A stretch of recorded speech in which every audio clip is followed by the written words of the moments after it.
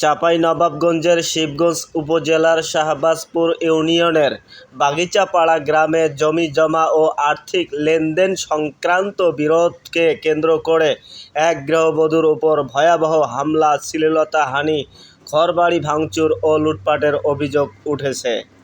গুরুতর আহত অবস্থায় মোসাম্মদ ফেরদৌসী আক্তার জাহান বর্তমান শিবগঞ্জ উপজেলা স্বাস্থ্য কমপ্লেক্সে চিকিৎসাধীন রয়েছে।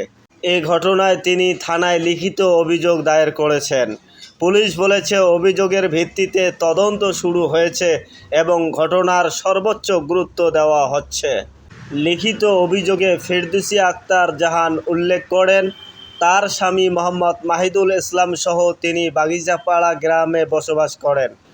গত 31 জুলাই বুধবার সকাল 7টা 50 একই গ্রামে আনারুল ইসলাম, তার ছেলে আবুল কালাম, রুহুল আমিন, আব্দুস সালাম ও সুমন আলী সহ অজ্ঞাত পরিচয় আরও 7 থেকে 8 জন দেশীয় অস্ত্রশস্ত্র সহ তার বাড়িতে হানা দেয়। তিনি জানান, লোহার রড, লাঠি, হাসুয়া ও চাইনিজ কুড়াল নিয়ে তারা আমার উপর একযোগে হামলা চালায়। মাথা, বুক ও শরীর জুড়ে মারাত্মক আঘাত করেছে। আবুল কালাম শ্লীলতাহানির চেষ্টা করে টানা হেঁচড়া করে এবং রুহুল আমিন শোকেস ভেঙে 1,55,000 টাকা লুটে নেয়। তারা আমার ঘরের আসবাবপত্র ভাঙচুর করে প্রায় 2 লাখ টাকার ক্ষতি করে।